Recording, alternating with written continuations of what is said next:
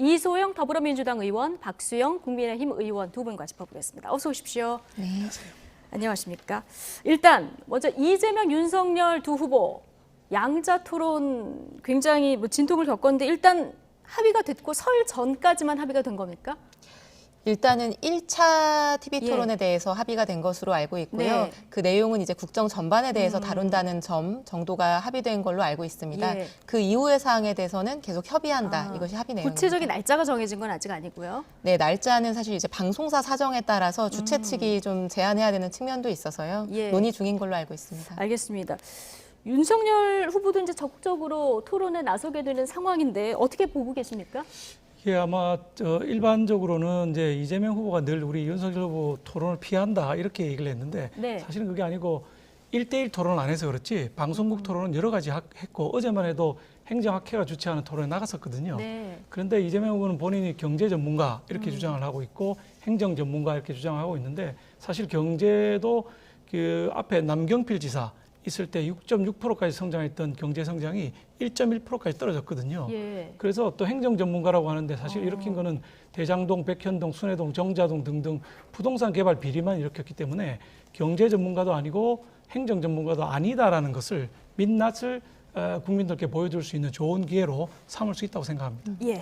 서로 공약 쓰세요. 화이팅 합니다만 좀 신경전도 느껴지는 이런 앵커 리포트 보고 오셨습니다.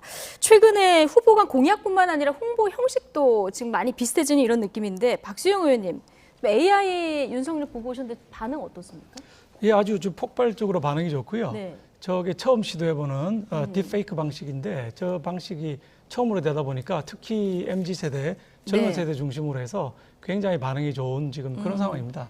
그래서 뭐 민주당도 아마 곧 비슷하게 따라오지 않겠나 생각을 하는데 좋은 예. 방식은 따라하셔도 상관없습니다. TV 토론, 국민들이 여기서 좀 자세한 후보들의 공약을 들을 수 있을지 이 부분 굉장히 관심인데 토론 담합이다. 안철수 후보도 SNS 통해서 굉장히 이제 강한 비판을 남겼는데 이게 이번 토론이 아니더라도 이제 다자 토론 뭐 해야 되는 상황이 아닐까 싶은데 뭐 검토를 하고 계신 거죠?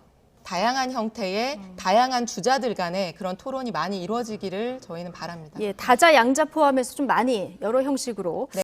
어떤 방식이 이제 효율적이나 좀 생각을 해봐야 될 텐데요. 예, 저도 마찬가지입니다. 이소영 의원 말씀하신 것처럼 저희가 그 부산시장 선거와 서울시장 선거, 보궐선거 때 사실 1대1 토론을 했습니다. 예. 다자가 모여서 하지 않고 1대1 토론을 했더니 집중도도 굉장히 좋았고 우리 유권자들의 평도 굉장히 좋아서 후보를 선택하는 데 도움이 됐다 이런 얘기를 하고 있거든요. 네. 그래서 우리가 늘 방송하다 보면 왜 5명 지금 법적으로는 이제 법정 토론에 들어가게 되면 심상정 후보는 당연히 지난번에 3% 이상 받았기 때문에 예. 나와야 되고요. 안철수 후보도 마찬가지고 그다음에 허경영 후보가 5%를 넘기게 되면 또 토론에 들어와야 되는 상황이 예. 됩니다. 근데 그래 놓고는 뭐 1분 만에 답하십시오. 1분 30초 만에 답하십시오. 이게 반드시 그 바람직한 방식이냐에 대해서는 좀 그러면 고민이 이재명, 필요합니다. 윤석열, 이재명, 안철수 그렇죠. 1대1로 뭐 리그 윤석열, 방식으로 이렇게 하는 이렇게 토론도 훨씬 더 양자 좋을 수 있다 토론을. 이렇게 보고 있습니다.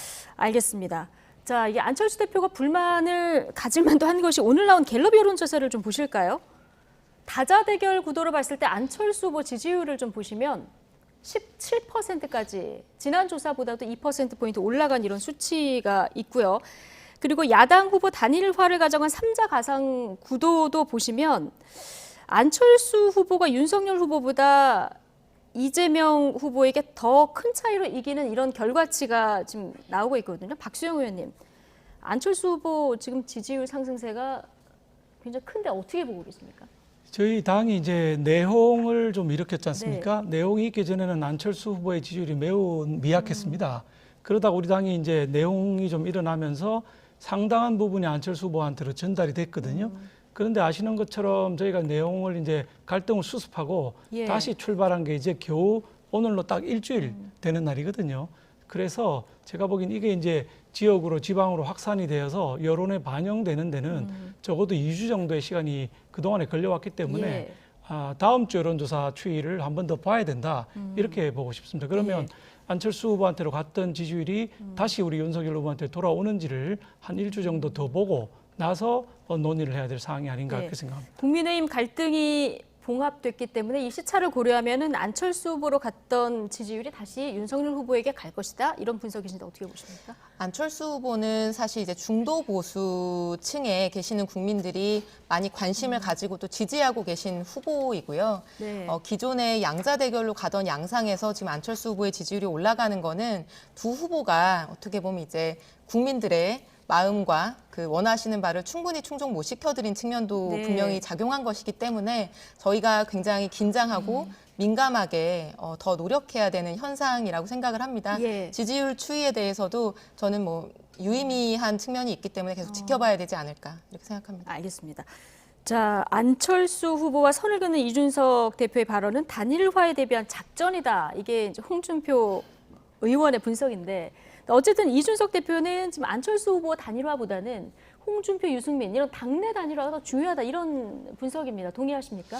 당내 단일화는 사실 많이 진행이 된 셈이고요. 예. 홍준표 후보께서 말씀하신 것처럼 이미 돕고 있다 이렇게 말씀하시고 계시고 유승민 후보 움직임. 유승민 후보 본인은 안 움직이지만 예. 유승민 후보 계보로 그 분류됐던 의원들이 지금 예. 돕고 계시거든요. 그래서 큰 문제는 아니라고 생각이 들고 안철수 후보가 이렇게 많이 올라간 것은 두 가지 측면이 있는데 하나는 이 정권 교체에 대한 국민적 열망이 얼마나 높은 것인지를 보여주는 측면이 있다. 예.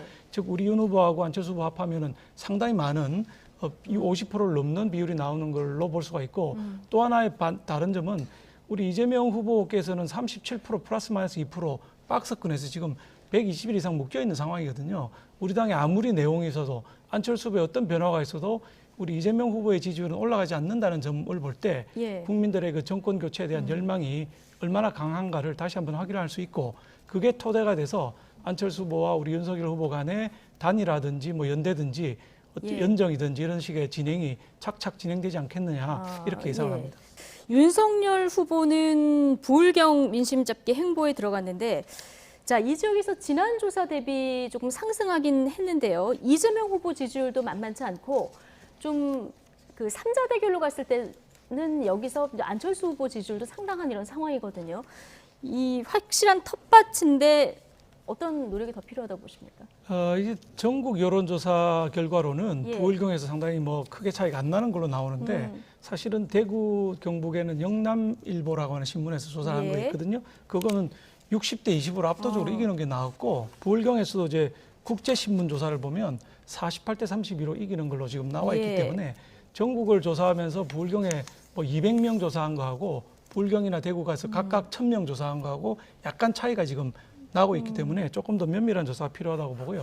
안철수 후보의 부상에 대해서는 아까 말씀드린 대로 시간이 필요하기 때문에 네. 다음 주 금요일에 여론조사 이걸 유심히 볼 필요가 있다고 봅니다. 예. 자, 오늘 여야 초미의 관심은 아무래도 이 김건희 씨 통화 녹음 이거를 공개할지 말지에 대한 법원 판단에 좀 쏠려 있을 것 같은데 국민의힘에서는 이게 녹음 자체에도 정당성이 없다. 지금 이렇게 보고 있는 거죠. 그렇습니다. 개인 간의 통화를 녹음해서 예. 그걸 뭐 사용하는 거는 사실 법적으로 아무 문제가 없습니다. 근데 이게 지금 기자라는 신분이거든요.